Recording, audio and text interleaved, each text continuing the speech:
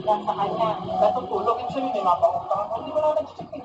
Hindi ko alam kung magkano ba yung mga pangutang mo eh. Oh. Kaya minsan nag-audit ako, di ba, magkano na, 25,000. Oh.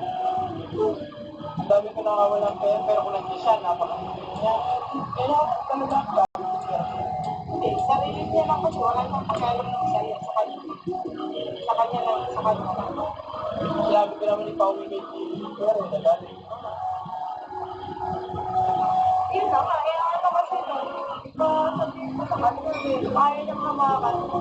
Eh, lagi lang ako wala yung pera. Hanggang sinundo pa ako, hindi na mo problema na ako. Tapos sa lahat, ang babae ng internet. Di naman ang babae ng internet. Deadline na, di ba? Diyan po, nakasal pa ako dito. Gusto mo na yan. Yan, grabe. Pero kung sana siya nagmamalis ng pera, ako nang bahala. Kasi mangingi na lang ako ng pera sa mga. Sa kulit na nga lang ako. Ano, bigyan mo ako ng ano, may sabi ako, ikaw mo bigay sa akin. Ganun. Ako, hindi naman ako nadamot sa pera. Sa pera, ako, may pera, bigay lang ako ng Kaso nga nung isa na, gagalit ko eh. Eh, gusto ba, nung kainin niya ako, bigyan din niya ako, natawad niya ako. kaya bili ako ng, kaya ngayon, ang ginagawa ko, bibili ako ng mga pwede pagkakitaan. Pero ayan, bibili pa ako ng sa yelo nga, isang malaki ng yelo. Sayang na rin, kung saan ako ng pera. Kaya minsan, mas gusto ko nang pinapakumpang ng pera.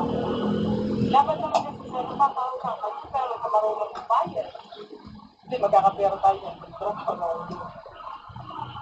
kayang, kasi tingnan nyo, kaya yan, ito yung goal natin din yung ASCII ko na isa sa kanya. Sa kanya kasi binabayaran yung 4,000 na weekly. Ano yun, 2.7% yun. So, mas malaki siya. Kaya sa November 11, matatapos na yun.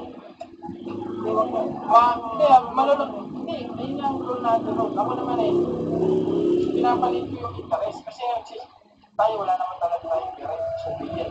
Pag kasi may pera tayo, dumudoble yung ano.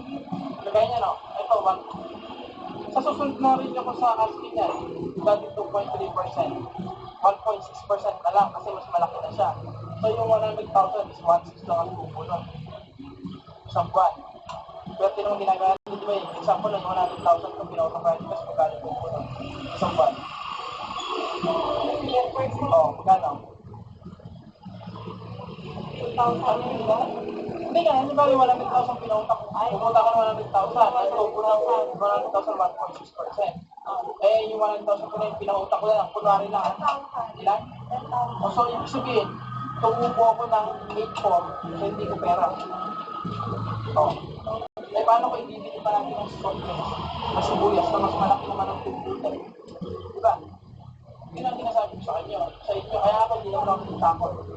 Lalo kasi nga, nagsimula naman ako dito, wala naman ako pera talaga. Kaya sabi ko simulan sa mo, pera nga iba yung ginagamit ko. Sabi ko yun, sabi ko, hindi ko alam, kala ko libre niya yung mga damit. Dumating mga pagkagamit, ang dami. Bago lahat ng damit ko, wala akong pera. Yung mama ko, bago lang sa sorry, wala akong pera. O nga, may pagtulog pa ako. Sabihin eh, Abilin ka ng pagtulog, makakabulo na yun.